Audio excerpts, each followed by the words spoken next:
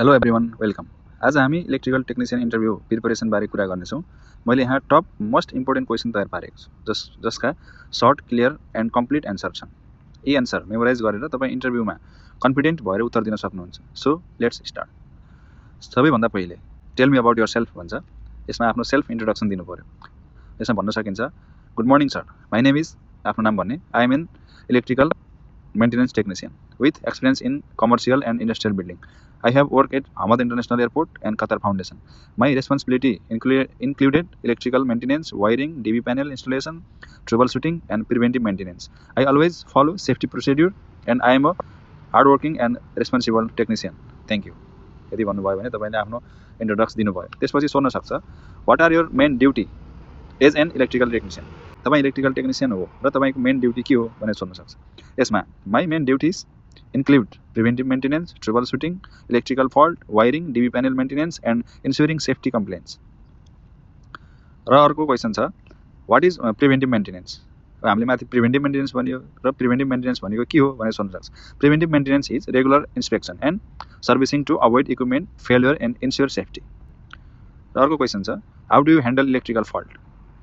First I switch off the power supply, then I replace the faulty component and test the system before energizing.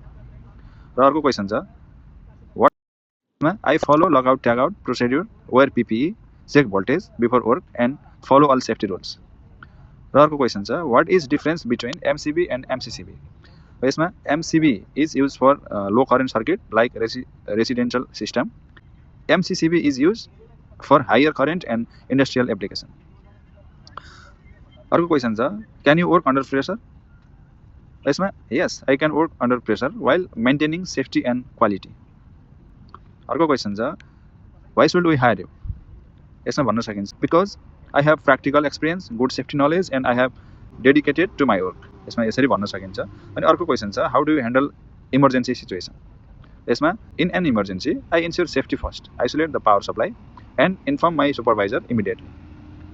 र अर्को question छ logout ट्यागआउट भनेको के हो, लोटो भनेको के हो भनेर सोध्न सक्छ। LOTO ensure machines or circuit can not restart during maintenance, locks and tags prevent accident. जे छ त्यही तरिकाले भन्नुभयो भने सिलेक्ट हुने चान्स एकदमै हाई हुन्छ। अर्को क्वेसन छ troubleshoot motor not running. How to troubleshoot if motor not running भनेर सोध्न सक्छ। यसमा check power supply, check fuse, check MCB, inspect starter, check contactor, check overload relay. After that test winding resistance, insulation and connection. यदि भन्नुभयो भने okay okay भनिहाल्छ। त्यसपछि अर्को question छ what is earthing and why it's important. यसमा earthing connect electrical system to the ground providing a safe path for leakage current. It prevent electric shock and protect equipment.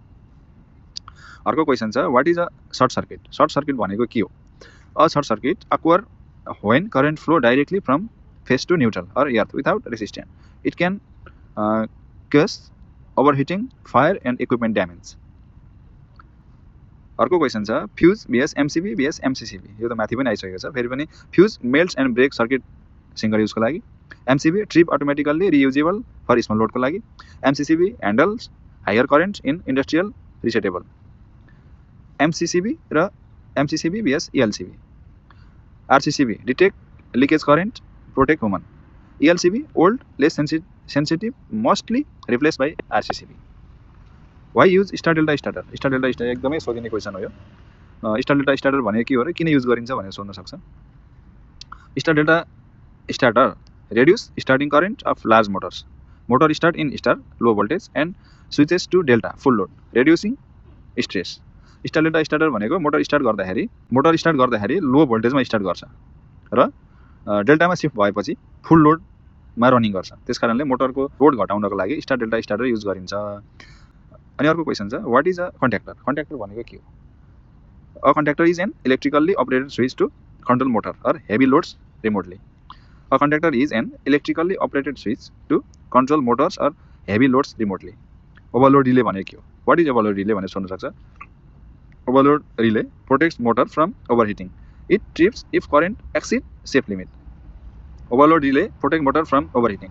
Motor overheating भयो भने protect गर्नको लागि overload relay प्रयोग गरिन्छ। It trip if current exceed safe limit. लिमिटभन्दा बढी भयो भने ट्रिप हुन्छ। त्यस कारणले ओभरलोड रिले प्रयोग गरिन्छ।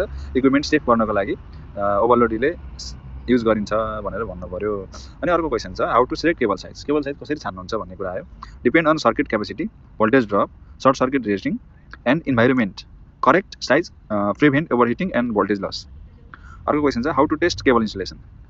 यसमा use a megger to check insulation resistant in mega ohm. High resistance indicate good insulation. अब अर्को क्वेसन छ what is a circuit breaker. Circuit breaker भनेको के हो भन्ने कुरा आयो। Circuit breaker protect circuit from overload or short circuit. It is resettable after tripping. Trip भयो भने फेरि युज गर्न मिल्छ भन्ने कुरा भयो। यो थियो आजको महत्त्वपूर्ण मेन्टेनेन्स इलेक्ट्रिकल इन्टरभ्यू क्वेसन एन्सरहरू। आशा छ तपाईँलाई आजको भिडियोले जब इन्टरभ्यू तयारीमा वास्तविक सहयोग पुर्याउनेछ। यदि यस्तो प्र्याक्टिकल र फिल्ड बेसिस सामग्री मन पर्यो भने सब्सक्राइब लाइक सेयर त गर्न परि नै हाल्यो।